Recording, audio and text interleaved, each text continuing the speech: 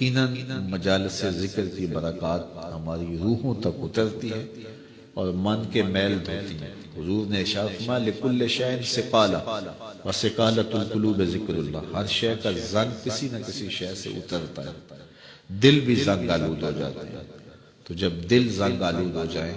تو یہ اللہ تعالیٰ کے ذکر سے اترتے ہیں۔ ایک روایت میں آتا ہے دلوں کے زنگ تلاوت کلام مجید سے اترتے ہیں، اور وہ بھی اللہ تعالیٰ کا ذکر، اور اس کا ذکر مختلف طریقوں سے کیا جائے اور اس کا نام مختلف انداز سے لیا جائے، یہ ساری وہ چیزیں ہیں جو دل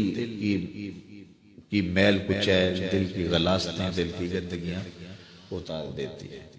اور دل مصفا اور شفاف ہو جاتا ہے۔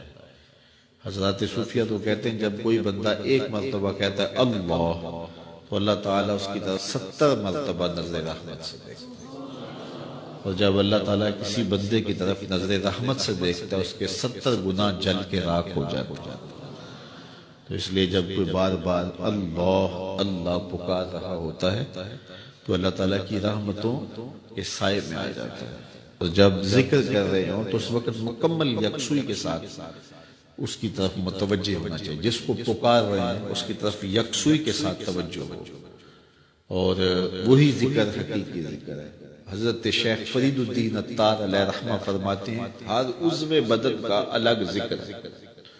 زبان کا الگ ذکر ہے، آنکھوں کا الگ ذکر ہے، کانوں کا الگ ذکر ہے، ہاتھوں کا، پاؤں کا، دیگر اعضائے بدنیہ کا الگ الگ ذکر ہے۔ اللہ کی نشانیوں کو دیکھنا یہ آنکھ کا ذکر ہے، استماع قول حق یہ کان کا ذکر ہے، قرآن مجید کی تلاوت کرنا، اس کا نام لینا یہ زبان کا ذکر ہے، دکھیوں کی مدد کرنا یہ ہاتھ کا ذکر ہے،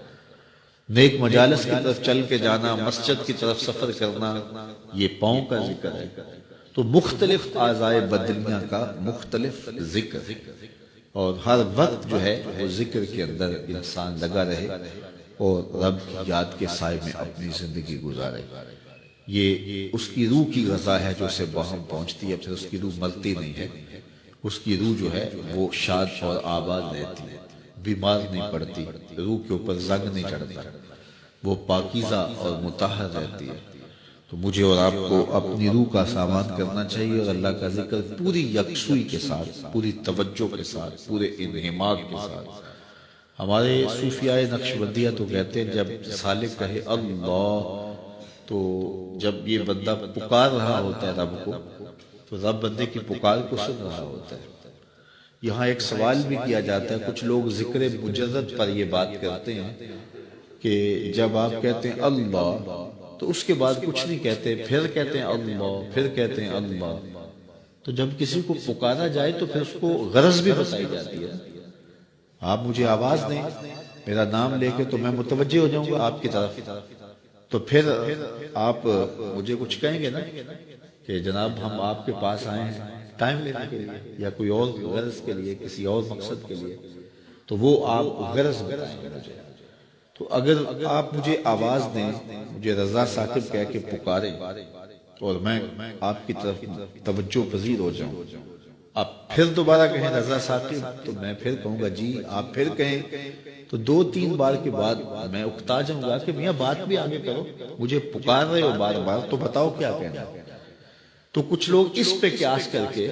وہ کہتے ہیں جب پکارا جاتا ہے اللہ تو اس کے بعد تم اپنی غرض ہی بیان نہیں کرتے، پھر کہتے ہو اللہ، پھر کہتے ہو اللہ، تو کچھ کہو بھی نا۔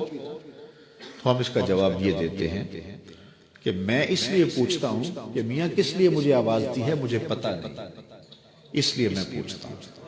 لیکن جب بیٹا، بچہ ماں کو کہتا ہے امی، تو ماں کو پتہ ہوتا ہے اسے دودھ چاہیے، سردی لگ رہی ہے اسے لحاف چاہیے،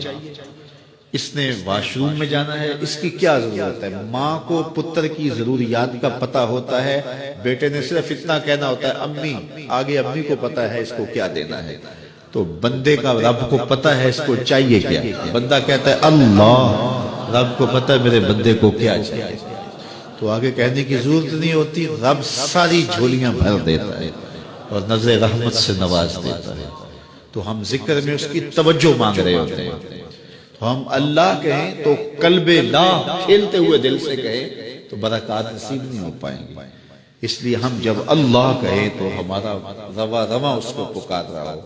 ہمارے خیال ہماری سوچیں اس کی جانب ہوں، اور جب اللہ کہے تو ساتھ ہی جھولے بھی پھیلنی ہوئی کہ اب مالک کی رحمت مادے پر، تو پھر دیکھنا کہ ذکر کی لذتیں اور کیفیات کی نصیب ہوتی